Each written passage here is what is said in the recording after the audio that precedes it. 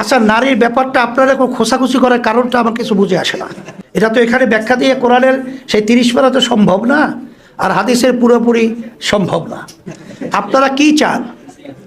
আপনারা চান কি সেই এই যে বিশ্ব মোড়ল যারা মেয়েদেরকে নিয়ে যাতে খারাপ আচরণের মাধ্যমে যে পশ্চিমাদের যে কালচার, এইটাই কি আপনারা চাইছেন? তা বাংলাদেশের বিচারে আপনারা দেখবেন যে মেয়েদের কর্মসংস্থান রয়েছে, তাদের অগ্রাধিকার রয়েছে, তাদের ইসলাম শুধু সমমাননা না, সমমান না, তাদের অগ্রাধিকার ভিত্তিতে তাদের অগ্রাধিকার দেওয়া আছে।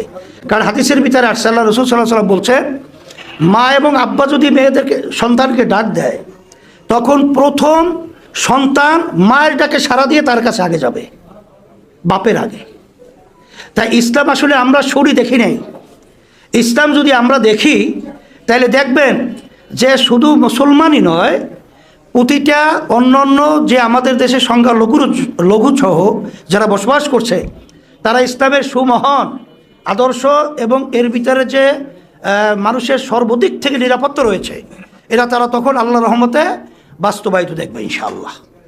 যে ইসলামিক দলগুলো নারীদেরকে নিয়ে তারা সবসময় বলেন যে ইসলামের আলোকে, অর্থাৎ কোরআনের আলোকে তারা দেশ পরিচালনা করবে, ক্ষমতায় গেলে।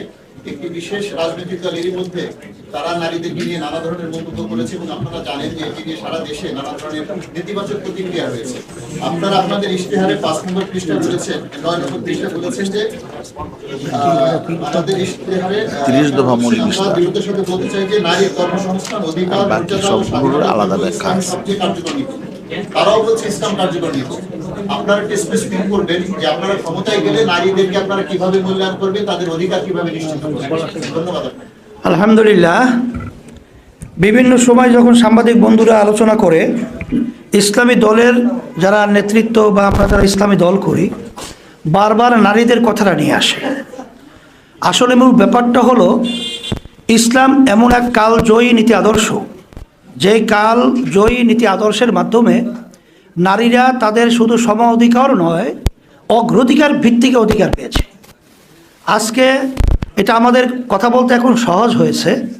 আপনারা দেখেছেন যারা বিশ্ব মুরব, যারা তামাম দুনিয়াকে পরিচালনা করে, তাদের চরিত্র, তাদের ইতিহাস আজকে জাতির সামনে এরকম দিবালোকের মতো পরিষ্কার হয়ে গেছে যে তারা মেয়েদেরকে নিয়ে কত জঘন্যতম, ঘৃণ্য এবং লজ্জাজনক ভাবে তারা নারীদেরকে ব্যবহার করে এবং কিভাবে তাদেরকে অবমূল্যায়ন করে, এটা আজকে বিশ্বের কাছে প্রকাশিত হয়েছে।